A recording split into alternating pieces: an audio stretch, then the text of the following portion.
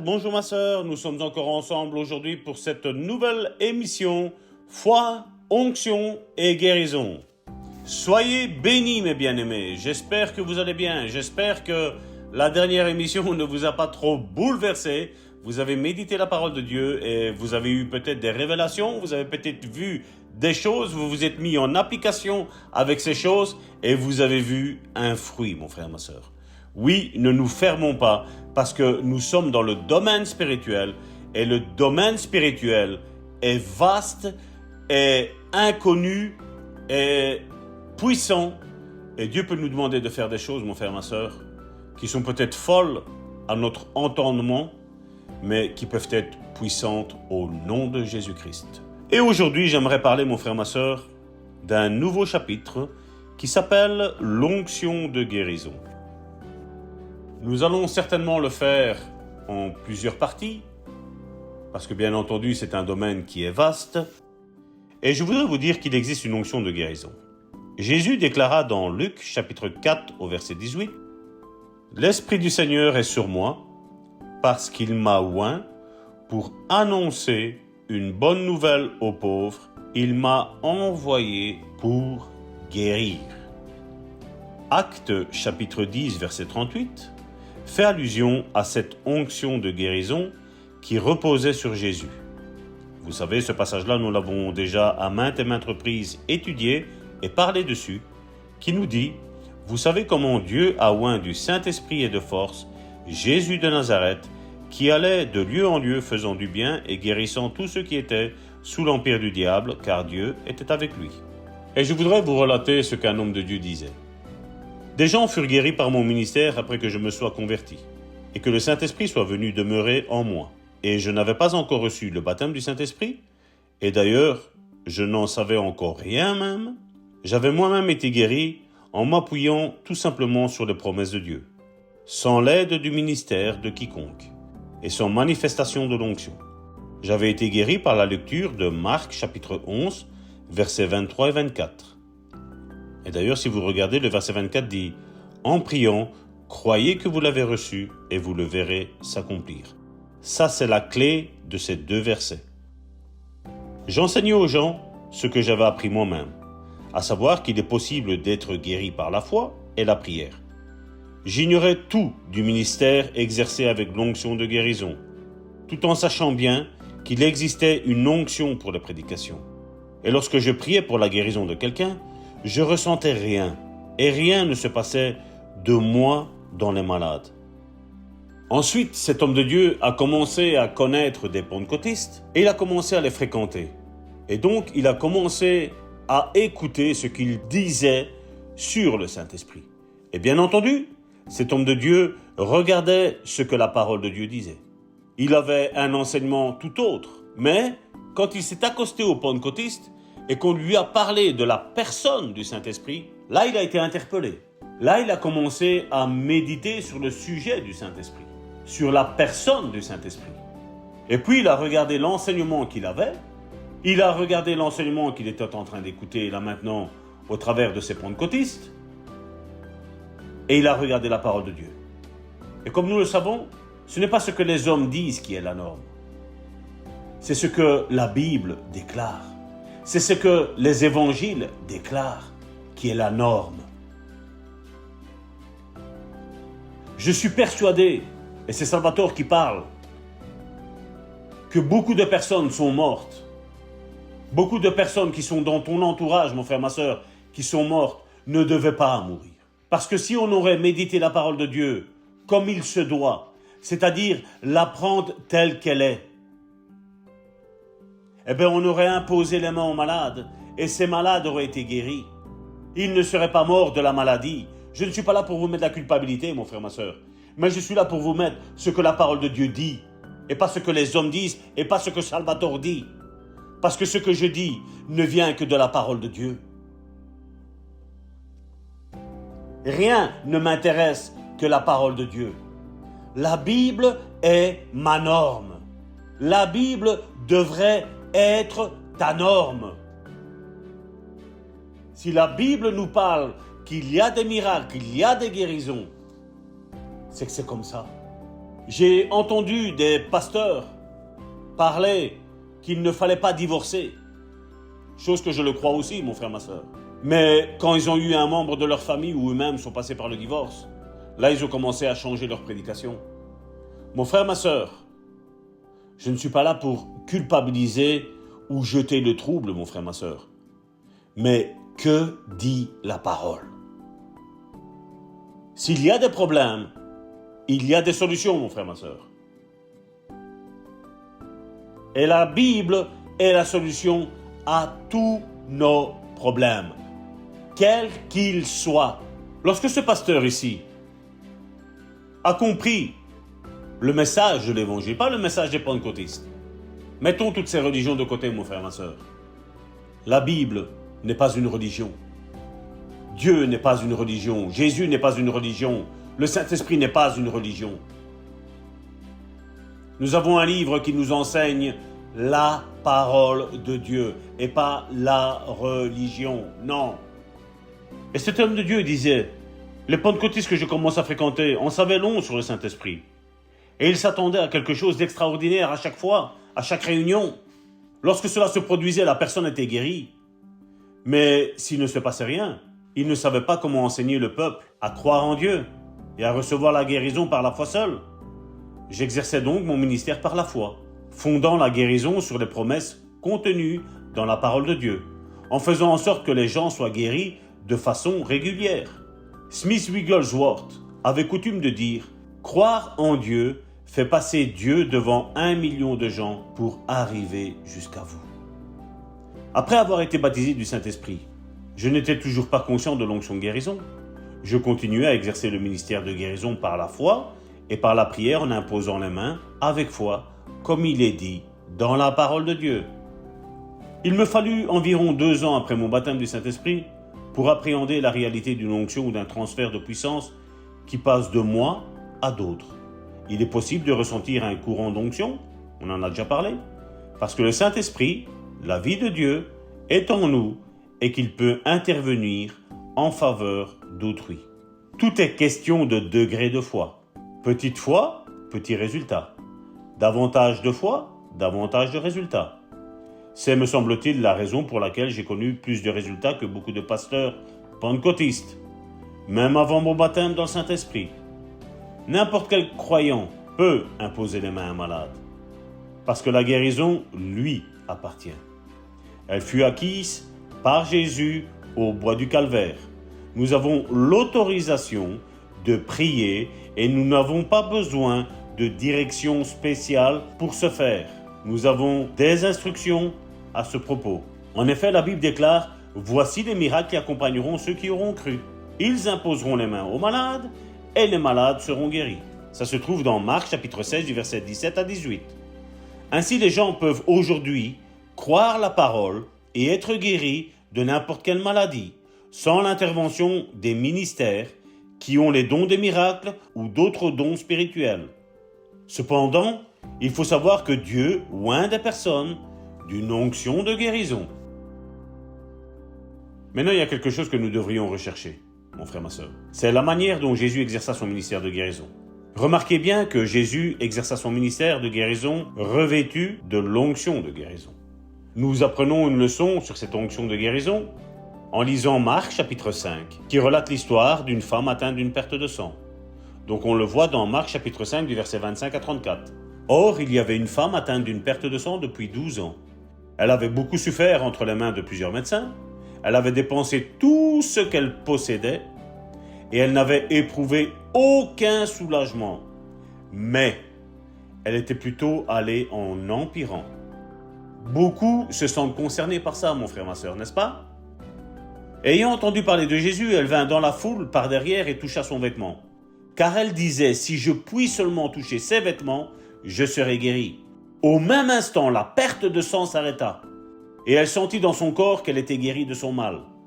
Jésus connut aussitôt en lui-même qu'une force, le mot grec dit puissance, était sortie de lui. Et se retournant au milieu de la foule, il dit, qui a touché mes vêtements? Ses disciples lui dirent, tu vois la foule qui te presse, et tu dis, qui m'a touché? Et il regardait autour de lui pour voir celle qui avait fait cela. La femme, effrayée et tremblante, sachant ce que s'était passé en elle, vint se jeter à ses pieds et lui dit toute la vérité.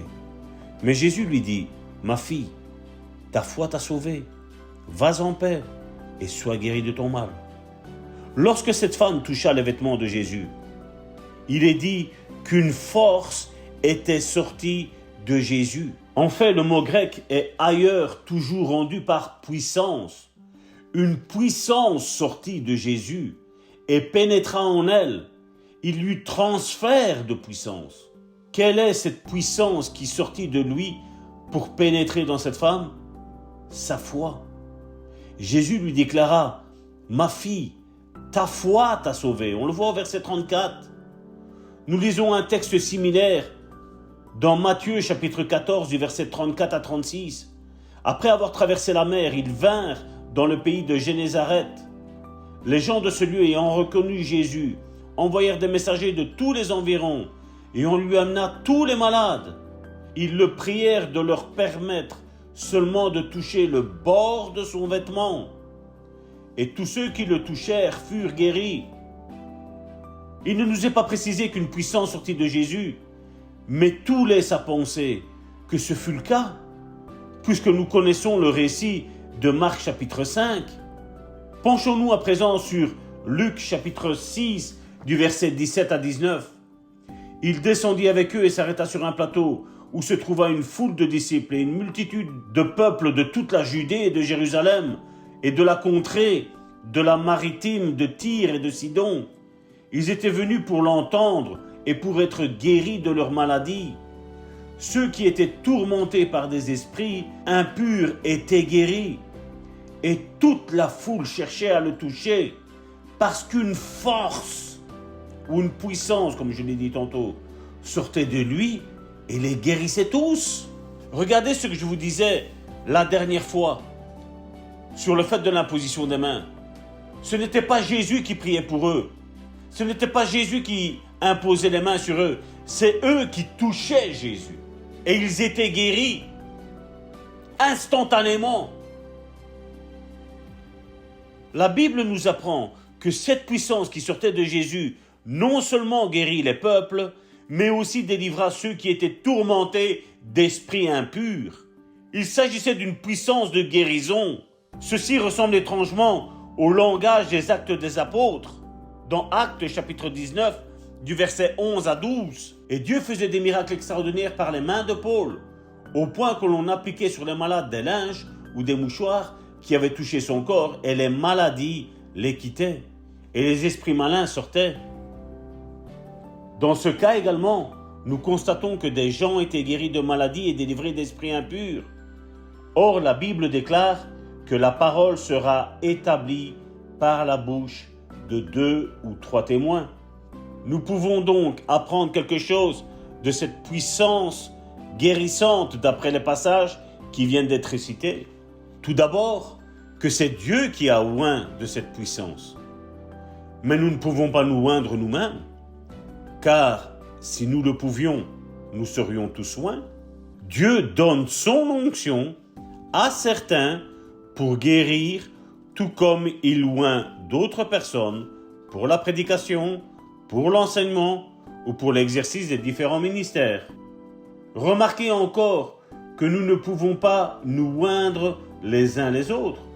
Nous lisons dans la Bible cette phrase, dans Actes chapitre 10 au verset 38, comment Dieu a oint Jésus de Nazareth. Et encore, Dieu faisait des miracles extraordinaires par les mains de Paul. On l'a lu dans Actes chapitre 19 au verset 11. L'onction de guérison, c'est la puissance de Dieu. Il s'agit du même esprit, mais l'onction est différente et se manifeste de façon différente. La meilleure manière de vous la décrire, c'est de la comparer à un manteau. Si vous vous habillez en taille 36, vous pouvez bien enfiler un manteau de taille 40, mais il ne vous irait pas bien. Vous pourriez même prendre une taille 48, mais vous auriez alors l'air de porter un par-dessus.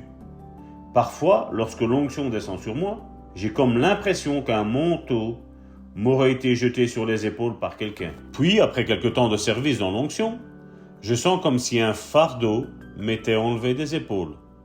L'onction semble s'être envolée. On ne peut pas continuer à exercer le ministère de guérison de la même manière lorsque l'onction a disparu.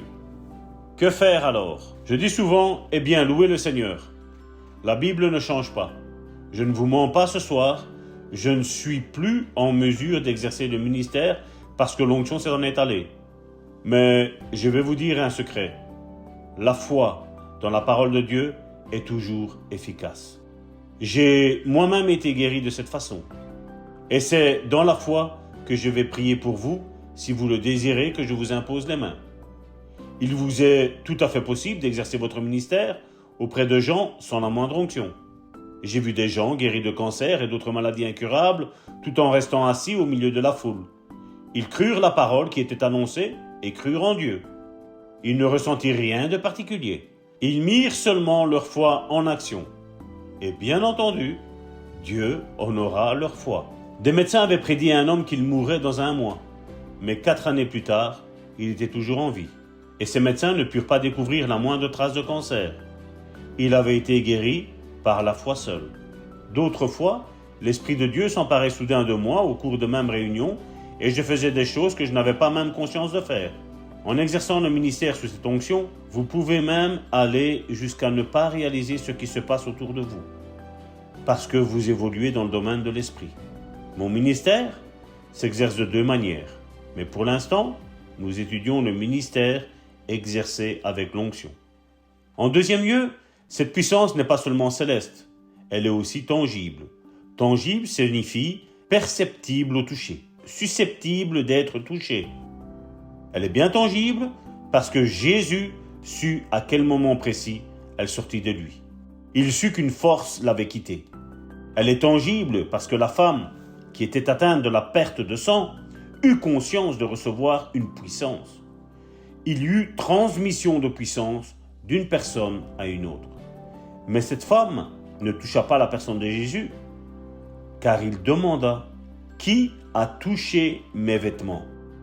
Ses disciples lui répondirent « Tu vois la foule qui se presse et tu dis « Qui m'a touché ?» On le voit dans Marc, chapitre 5, au verset 31. Il n'est pas dit combien de gens touchèrent ses vêtements. Nous lisons au verset 27 que cette femme était venue dans la foule par derrière.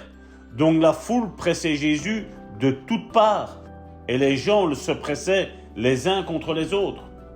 Or, cette puissance ne les toucha pas. Elle le quitta pour toucher uniquement cette femme. Troisième point, la puissance de guérison est transmissible. Elle passe d'une personne à une autre principalement par le toucher, comme par exemple l'imposition des mains. Nous l'avons lu dans Luc chapitre 6, verset 19, que toute la foule cherchait à le toucher, parce qu'une force sortait de lui et les guérissait tous. De quelle manière la puissance de guérison est mise en réserve? L'onction de guérison peut se transmettre d'une personne à une autre, par l'application d'un linge, d'un mouchoir, sur le corps des malades. Il nous faut comprendre que cette puissance de guérison peut être mise en réserve dans un linge, comme dans les vêtements de Jésus et le mouchoir de Paul, ainsi que nous le lisons dans Actes chapitre 19, verset 12. L'Ancien Testament nous relate même qu'un mort a touché le prophète et le mort a ressuscité. De toute évidence, les vêtements de Jésus avaient absorbé cette onction. Et elle pénétrait dans le corps de la femme atteinte d'une perte de sang lorsqu'elle toucha son vêtement. De toute évidence, ce qui se produisit lorsque Paul imposa les mains à des mouchoirs, l'onction dont il était oint pénétra dans ses linges et ils devinrent en quelque sorte comme des piles de cette onction. Ensuite, lorsque ces mêmes linges eurent été déposés sur les malades, les maladies les quittèrent et les mauvais esprits abandonnèrent la place. C'est Dieu qui est l'auteur de tout cela. Dieu oignit Jésus de Nazareth et Dieu accomplit des miracles extraordinaires par les mains de Paul. Jésus déclara à propos de son propre ministère, dans Jean chapitre 14 au verset 10, « Le Père qui est en moi, c'est lui qui fait ses œuvres. » Cette même puissance opéra les mêmes prodiges par le ministère de Paul, lorsque les linges furent appliqués sur des malades. Et pourquoi aujourd'hui ça ne devrait pas être comme ça, mon frère, ma sœur? Si c'est la même onction, si c'est le même esprit, le même Saint-Esprit, si c'est le même Dieu qui oint, si c'est le même Jésus qui est mort sur la croix, pourquoi aujourd'hui ça ne devrait pas être comme ça, mon frère, ma sœur?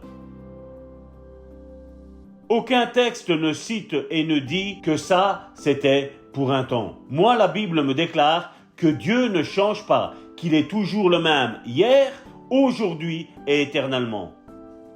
Oui, merci pour mes frères et mes sœurs qui ont dit Amen. Parce que c'est comme ça. Il vaut la peine que nous nous attardions un peu sur ce point. Il arrive trop souvent que notre mentalité très étroite ne permette pas à Dieu d'accomplir ce qu'il voudrait. Comme je vous le disais, beaucoup de personnes sont mortes alors qu'elles n'auraient pas dû mourir. Si seulement le chrétien lirait sa Bible, si seulement le chrétien écouterait les bons enseignements, je vous dirais qu'il y a des personnes qui ne seraient pas mortes. Et il y a peut-être des personnes alentour de toi qui sont en train de mourir. Et Dieu te demande, mon fils, ma fille, retiens cet enseignement. Parce que c'est la vérité.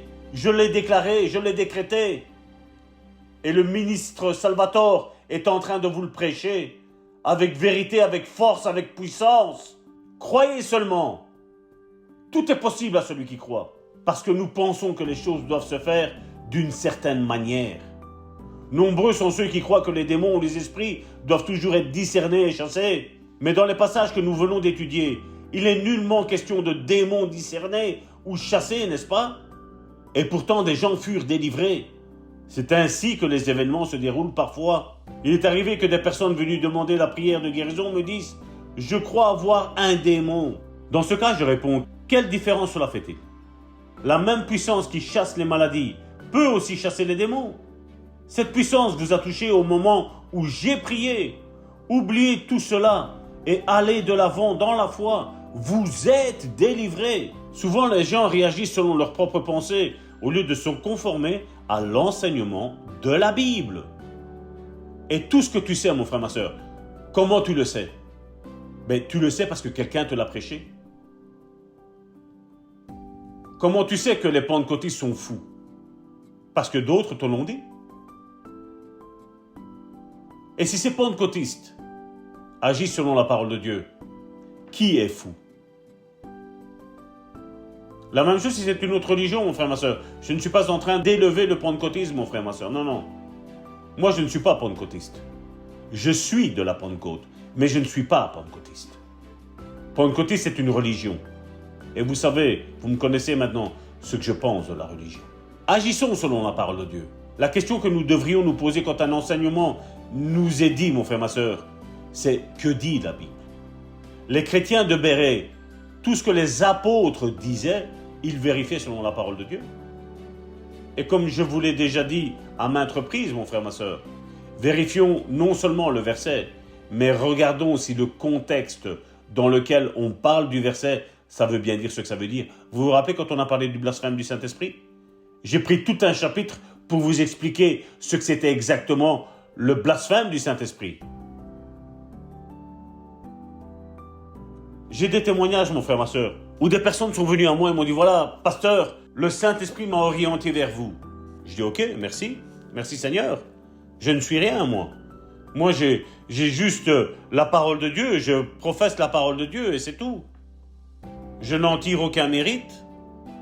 Et alors, on me disait, voilà, le Saint-Esprit m'a dit que, voilà, je dois vous suivre, je dois faire ci, je dois faire là. Ok, pas de souci. Mais je dis, vérifie quand même, c'est ce que je dis toujours. Vérifie quand même si avec la parole de Dieu, si ce que je te dis est juste. Je le dis toujours et je le dirai jusqu'à mon dernier souffle, mon frère, ma soeur. Et puis ensuite, tu vois, ces personnes-là disparaissent. Alors je me dis, mais ce que le Saint-Esprit vous a dit l'autre fois, pourquoi là maintenant ça a changé? Parce qu'encore une fois, l'enseignement qui est dit va contredire ce que la personne pense. Ou peut-être ce que son pasteur, son curé, ou que sais-je, va dire non, non, non, c'est pas vrai. Et bien encore une fois, là on est troublé par des hommes. Là on n'accomplit pas la parole de Dieu, là on accomplit quoi? La parole des hommes. Que dit la Bible? C'est la norme. Que dit la Bible? Souvent les gens réagissent selon leurs propres pensées, au lieu de se conformer à l'enseignement de la Bible. Si vous agissez dans la foi, sans la présence de l'onction de guérison, il vous faudra alors proclamer la parole. Mais le chapitre 6 de Luc ne précise pas que Jésus ait cité le moindre passage de l'Écriture. Luc, chapitre 6, du verset 18 à 19, qu'est-ce qu'il nous dit? Ceux qui étaient tourmentés par des esprits impurs étaient guéris, et toute la foule cherchait à le toucher, parce qu'une force sortait de lui et les guérissait tous. Ce qui signifie que tous ceux qui étaient tourmentés par des maladies et des mauvais esprits, ils étaient guéris. Tout simplement. J'ai vu au cours de mon ministère de nombreux alcooliques être guéris sans que je sache de quoi ils souffraient. Juste à parler avec eux, ils n'ont plus eu envie de boire. La même chose avec des drogues. J'avais un collègue qui fumait des joints. Et je lui disais, écoute, c'est pas bon. Je ne lui ai pas dit, ah, c'est péché, la Bible dit que c'est péché. Non, je lui ai dit, écoute, c'est pas bon.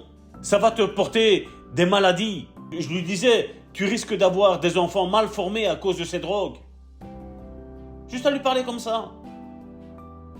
Parce que lui était parti sur le principe que voilà, si Dieu il existerait, ben, il n'y aura pas tous des enfants difformes et anormaux, avec des enfants qui mourraient d'un cancer ou d'un autre trouble, ou ci et là. Je dis, mais qu'est-ce que les parents ont fait de leur vie? Si tu bois comme un trou, ou tu es tout le temps en plein mort, ben c'est normal que ton corps, il va y avoir des cellules qui vont mourir. Et la même chose, la semence de l'homme qui va être injectée dans sa femme, ces cellules-là sont difformes, ne sont pas normales, elles sont détruites. Et c'est normal qu'aujourd'hui nous voyons tout ce que nous voyons. Ils ont fait de l'usage de drogue et après c'est qui? C'est la faute de Dieu. Non, c'est la faute des êtres humains qui font tout et n'importe quoi. Certains ont peut-être eu une révélation là maintenant avec ce que je viens de dire pour savoir affronter les autres quand ils pensent comme ça. Mais comment ça se fait que le Saint-Esprit que tu as en toi, comment ça se fait qu'il ne te l'a pas dit à toi avant? Pourquoi il a fallu que Dieu utilise ma bouche pour te le révéler, mon frère, ma soeur? Comme certains lisent des livres et voilà, j'ai reçu une révélation. Mais tu n'as pas reçu une révélation. Non, tu n'as pas reçu une révélation. Quelqu'un t'a dit, tu as pris l'enseignement et tu penses que voilà, c'est bon. Il n'y a pas besoin de s'avancer pour demander une prière de délivrance. Il n'y a pas besoin de faire une prière spéciale pour être délivré, mon frère, ma soeur. Non, ce que Dieu veut, c'est ton cœur. Ce que Dieu veut, c'est ta foi. Ce que Dieu veut, c'est ta pleine confiance en Dieu. C'est comme bien souvent j'entends dire, pasteur, tu sais, ton enseignement il est bizarre, mais tu peux quand même essayer de prier pour moi pour voir si ça va être guéri. Mais il n'y a rien qui va se passer. Je vous dis sincèrement, je ne prie même pas. Parce que si vous ne me faites pas confiance, à quoi bon que je prie pour vous?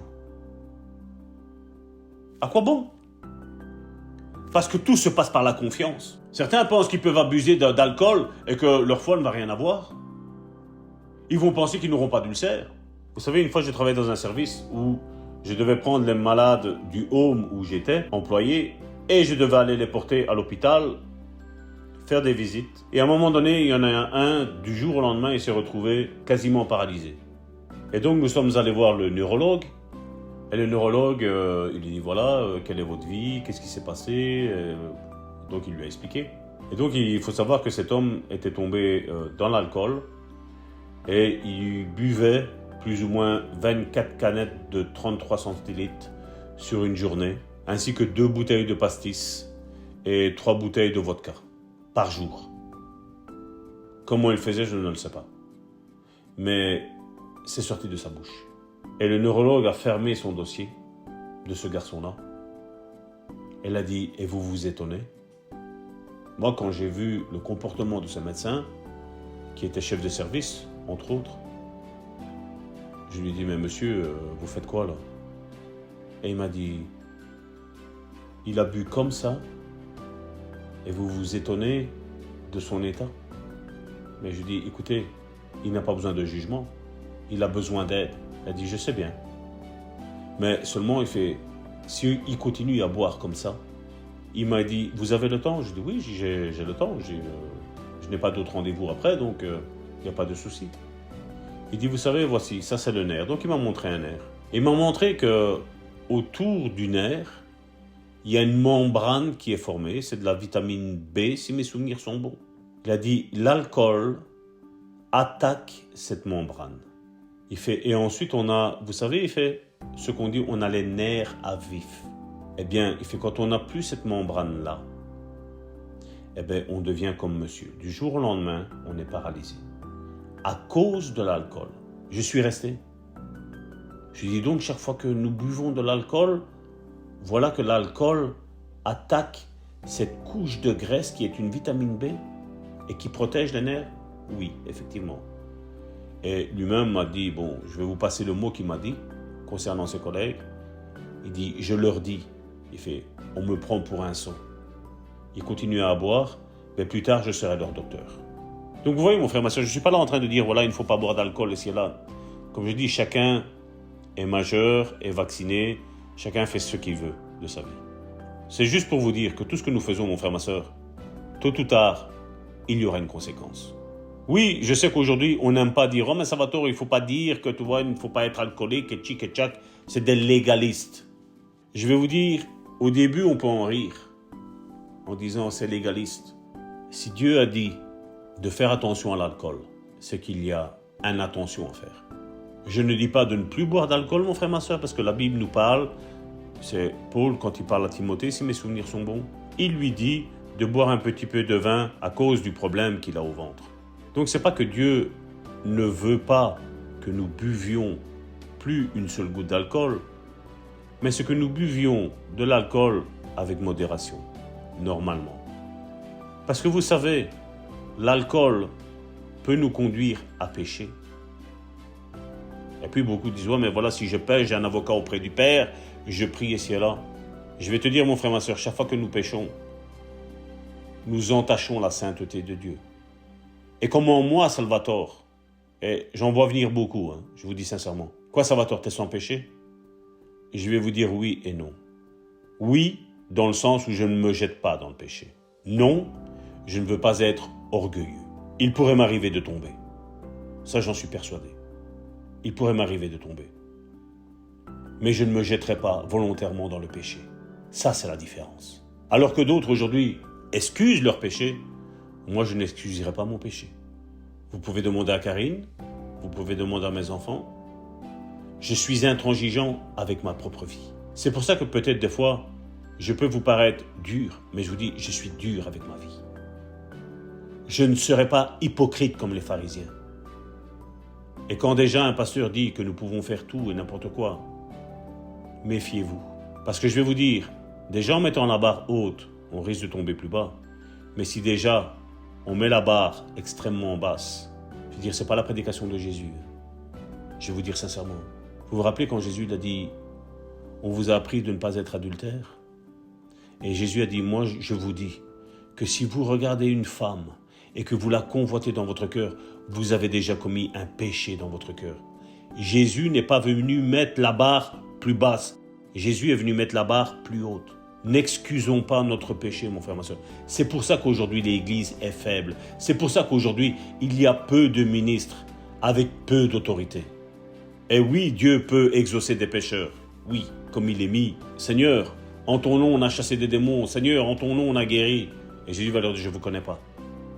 Et nous, on utilise l'autre passage qui dit que Dieu n'exauce pas les pécheurs. Moi, je vais vous dire que Jésus a dit que beaucoup vont se présenter à lui, vont dire, Seigneur, on a chassé des démons, on a guéri, on a prophétisé en ton nom. Jésus va leur dire, je ne vous connais pas. Et qu'est-ce qu'il est mis? Ouvrier d'iniquité. Faisons attention, mon frère, ma soeur. Regardez ce témoignage, mon frère, ma soeur. Un homme qui avait été officier dans l'armée américaine eut un témoignage semblable. Il avait fait 3 séjours dans les hôpitaux privés. J'y ai subi une cure de désintoxication, mais je suis ressorti en buvant, me dit-il. Il était alors âgé d'une 60aine d'années. Je me suis souvenu qu'à l'âge de 13 ans, j'avais fait une rencontre avec le Seigneur. Je connaissais l'histoire du fils prodigue. Je me suis mis à genoux et j'ai prié « Cher Seigneur, comme le fils prodigue, je rentre à la maison et je te demande pardon. » Je sais que le Seigneur m'avait accueilli. Mon esprit était en paix et j'avais l'impression qu'un poids de 1 tonne était tombé de ma poitrine. Mais mon corps était toujours lié par ce démon de l'alcool. Je ne pouvais pas m'en empêcher de boire. Un ami l'avait invité à venir à une des réunions. Et il s'y rendit. Il y avait des années qu'il n'était pas entré dans une église. Et il ne comprenait pas ce qui se passait durant la réunion. Parce que des gens levaient les mains, ils se mirent à prier individuellement, à haute voix. L'église qu'il avait fréquentée dans son adolescence était calme et conservatrice. Il me raconta par la suite, lorsque vous avez commencé à prier pour les gens, qui s'étaient levés pour l'imposition des mains, et que presque tous ceux pour qui vous priez tombaient sur le sol, j'étais perplexe. Alors je dis à mon ami, bon, je vais m'avancer, parce que je suis dans une situation vraiment désespérée. et que j'ai besoin d'aide. Mais je ne vais pas tomber comme le reste de ces gens. Il me raconta la seule chose dont je suis sûr, c'est que je me suis relevé. Je ne me rappelle même pas d'être tombé.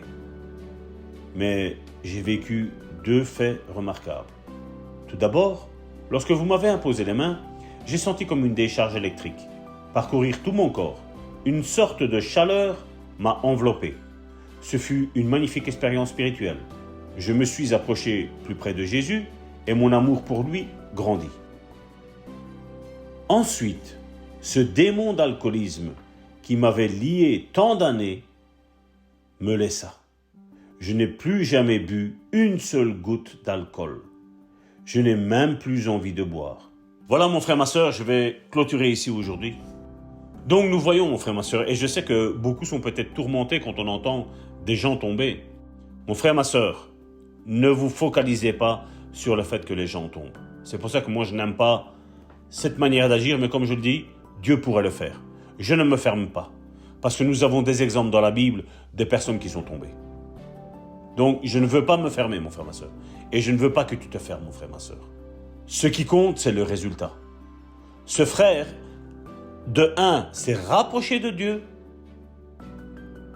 et de 2, l'alcool l'a quitté. Ce démon d'alcool, cette dépendance l'a quitté. Ça, c'est le principal. Vous vous rappelez ce qu'on avait parlé avec le blasphème du Saint-Esprit? Ce qui compte, c'est le fruit, mon frère, ma sœur. Il a eu une conversion et il n'a plus jamais touché une seule goutte d'alcool. Au nom de Jésus, soyez bénis. Je vais prier pour vous. Père de gloire, Père céleste, Père créateur des cieux et de la terre, je viens devant le trône de ta grâce te remettre mon frère et ma sœur, que maintenant l'onction, ton esprit les saisisse, ton onction les remplisse d'autorité, ton onction les remplisse du don de la guérison, au nom puissant de Jésus. Père, je te prie qu'il se fasse des signes, des miracles et des prodiges au travers de chacun d'entre eux, Seigneur.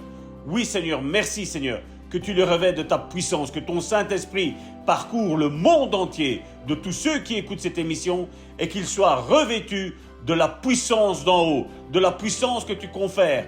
Père, je te dis merci, Seigneur, pour tout. Merci pour mon frère, merci pour ma sœur. Ouvre-leur l'entendement et je te dis merci pour tout. Au nom de Jésus. Mon frère, ma sœur, sois béni et je te dis à la prochaine. Sois béni puissamment et abondamment.